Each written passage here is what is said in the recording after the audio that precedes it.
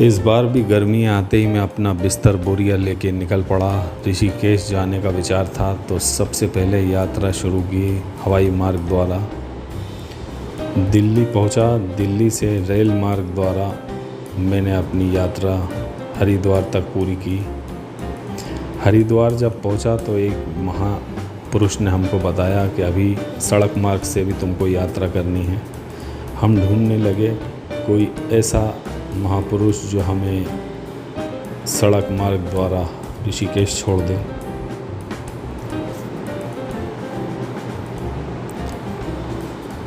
ऋषिकेश जाने से पहले हरिद्वार की भीड़ देख के हमको ऐसा लगा जैसे पूरा भारत की भीड़ यहीं आ गई है। एक महापुरुष हमें मिले जिसने हमारा सामान भी उठाया और हमें अपनी गाड़ी में बिठा के ऋषिकेश छोड़ने के लिए तैयार हुआ। बस उसने कहा कि बदले में मुझे पैसे दे देना।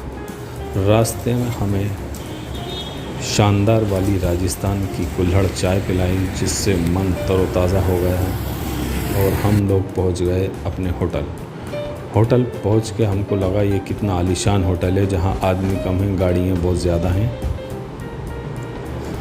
होटल इतना आलीशान था कि हमारा स्वागत करने कोई नहीं आया। हमें अपना सामान खुद ही लेके जाना पड़ा होटल के रिसेप्शन तक।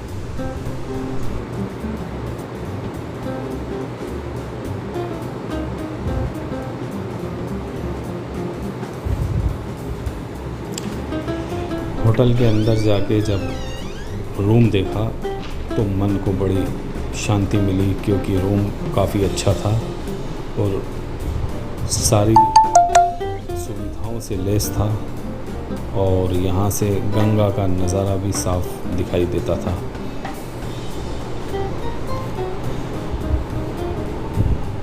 शाम को हम गंगा घाट पे आके राफ्टिंग देखने लगे। यहाँ हमने देखा कई नाव वाले लोगों को नाव से लेके जा रहे हैं और उन्हीं से चलवा रहे हैं नाव।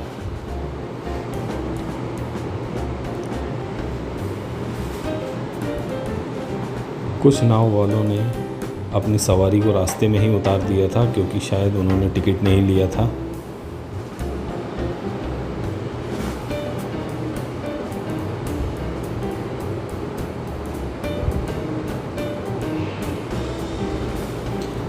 एक नाव वाला तो अपनी नाव पे चॉकलेट लेके खड़ा हो गया और मछलियों को बुलाने लगा। मछलियाँ भी लाल कलर का हेलमेट पहन के उसके पास आईं, लेकिन उसने चॉकलेट किसी भी मछली को नहीं दी बल्कि खुद खा गया और बोला कि उल्लू बनाया, बड़ा मज़ा आया।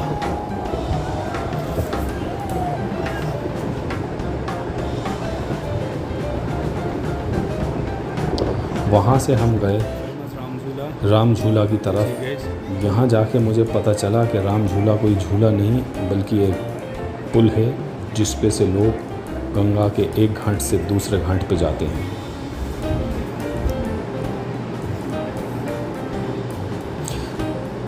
मैंने भी इस पुल पे जाने का इरादा बनाया।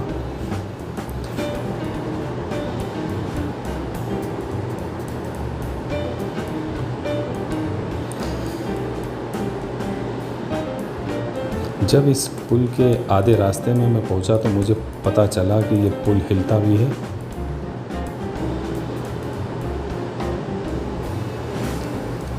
चारों तरफ बड़ा मनमोहक नज़ारा था।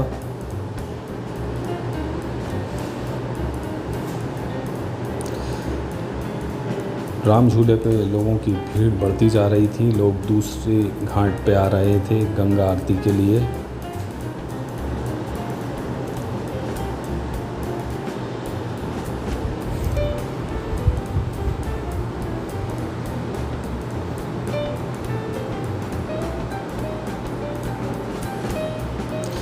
अब हम निकले उस काम के लिए जिसके लिए हम ऋषिकेश आए थे, यानी राफ्टिंग के लिए।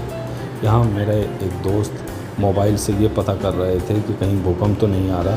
थोड़ी देर बाद उन्हें पता चल गया कि भूकंप आज नहीं आएगा। रास्ते में हमें बड़े बड़े पहाड़ और छोटी छोटी गाड़ियाँ दिख रही थीं।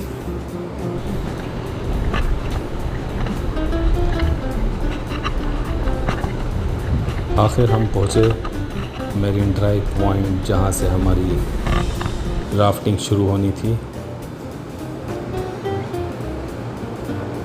कई लोग नाव को अपने सर पे उठा के लेके जा रहे थे। यहाँ दूर दूर तक सिर्फ पानी था, रेत थी और नाव थी।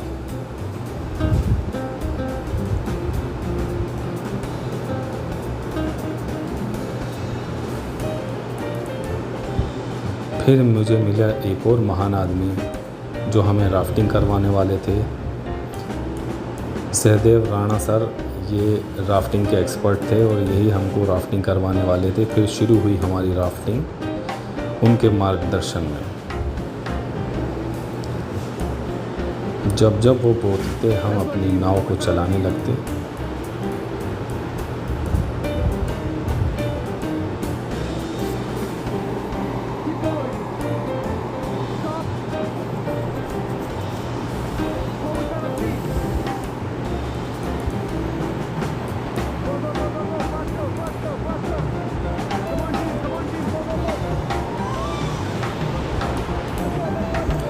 हमारे साथ दो छोटी नाव और थीं जो कि शायद हमारी मदद के लिए थीं, लेकिन हमें ऐसा लग रहा था कि उन्हें हमारी मदद की ज़रूरत है।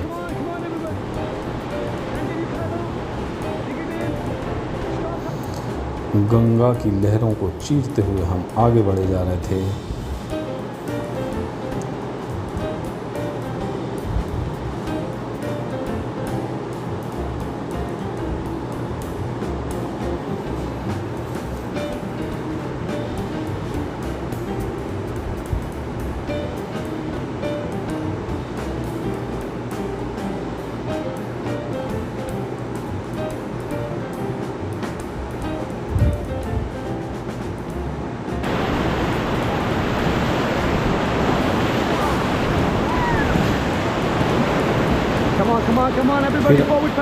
फिर वो समय आया जब मैंने जुल्म के ख़िलाफ़ आवाज़ उठाई। मैंने कहा मैं तुम्हारे साथ नहीं जाऊंगा, लेकिन सहदेव सर ने कहा वापस तो हमारे साथ ही चलना पड़ेगा। मेहनत का दौर दोबारा से शुरू हो गया। फिर से मैं नाव चलाने लगा। छोटी नाव हमसे आगे बढ़ी जा रही थी।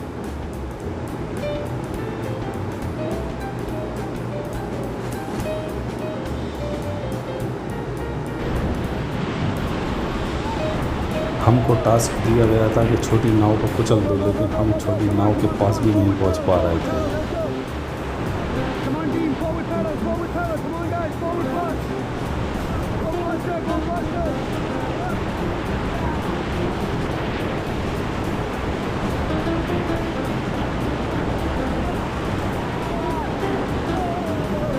एक बार तो लगा कि छोटी नाव उड़ के मेरी गोद में आके गिरेगी शायद, लेकिन ऐसा हुआ नहीं।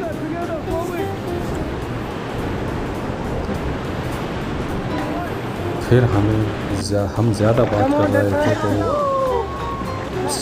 राणा सर ने हमको नाव में से उतार दिया। कहा जाओ तुम यहाँ से पैदल जाओ, और सज़ा के तौर पे हमें गोल गोल घुमा दिया।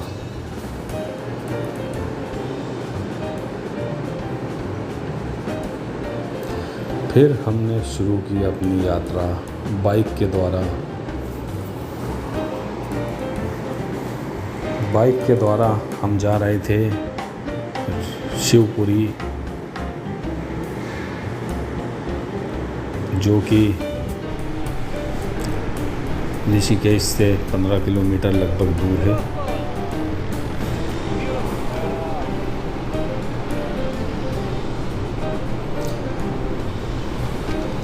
यहाँ पहुँच के हमने सबसे पहले टिकट कटाया अपना बंजी जंपिंग का।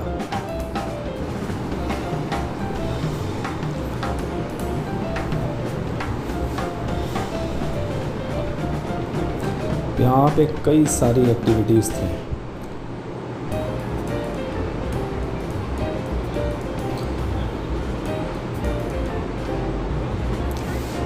हालांकि पिछले साल में जो हाईएस्ट बंजी जंपिंग है हिमालयन वो कर चुका था, लेकिन इस बार मैंने सोचा कि स्प्लैश बंजी जंपिंग ट्राई करूँगा। तो मैंने अपने आप को ये दिलासा दिया कि तुम बहुत बहादुर हो, तुम कर सकते हो, और मैंने उसका टिकट कटा लिया। स्प्लैश का है, स्प्लैश भी ऑलमोस्ट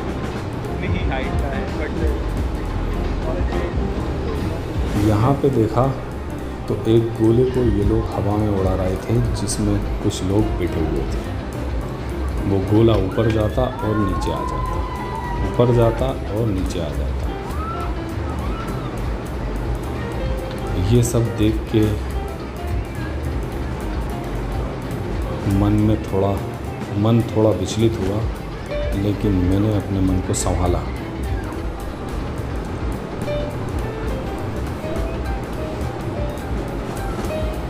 और फिर मैं बढ़ चला स्प्लैश बंजी जंपिंग की तरफ, जहाँ पे नीचे पानी होता है और ऊपर से आप छलांग लगाते हैं।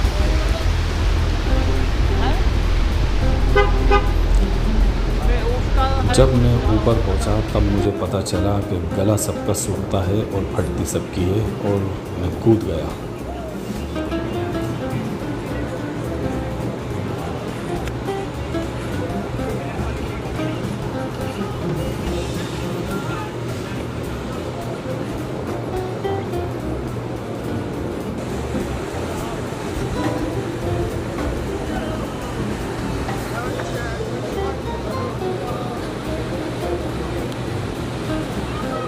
ऊपर से मेरे कोई साइकिल लेके निकल गया।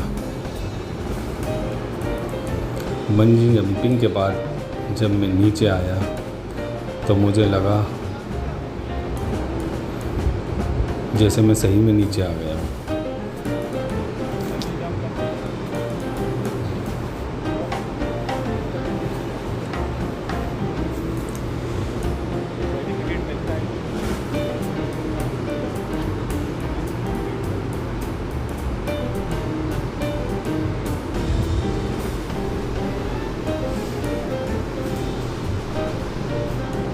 स्प्लैश बंजी इसी साल इंट्रोड्यूस करी है ऋषिकेश में। इसमें जब आप जंप करते हैं नीचे से पानी आपके ऊपर पड़ता है आग में। फिर मैंने ट्राई किया गो कार्ट ट्रैक भी है यहाँ पे, जिसमें आप बोट कार्टिंग कर सकते हैं, बच्चे और बड़े सभी कर सकते हैं। और फिर मैंने वापसी का इरादा किया। अपनी बाइक उठा के मैं वापसी के लिए निकला। हमें वापस तपोवन जाना था, क्योंकि हमारे पेट में जो चूहे थे वो बहुत उछल कूद मचा रहे थे। काफ़ी तेज़ भूख लगने लगी थी हमको।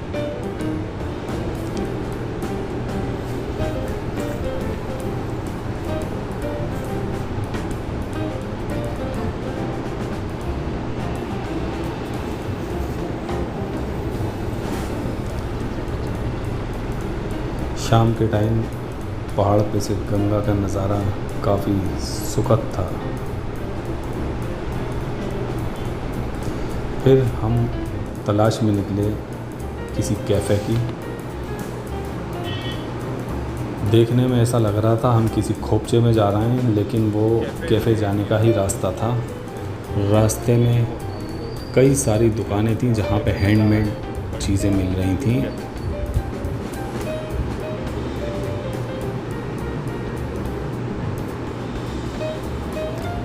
मेरे दोस्त से रहा नहीं गया, तो उसने कहा मैं हैंडमेड कुछ सामान ख़रीदूँगा।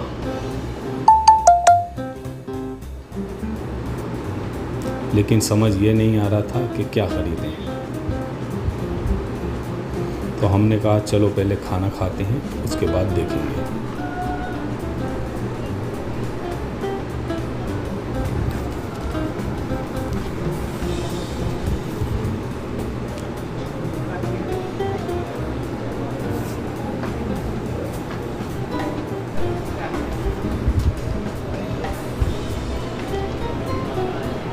पूछते पूछते हम आखिरकार कैफ़े की तरफ पहुँचे।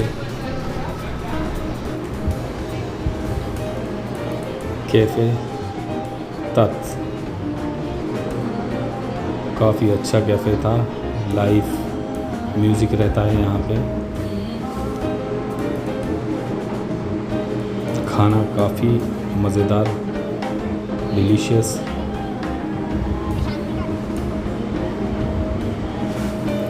हाँ, बस खाना खाने के बाद आपको पैसे ज़रूर देना पड़ते हैं, वरना इनके पास बहुत से बर्तन रहते हैं साफ़ करवाने के लिए आपसे। यहाँ से गंगा का नज़ारा रात को देखने को बड़ा ही लाजवाब लगता है।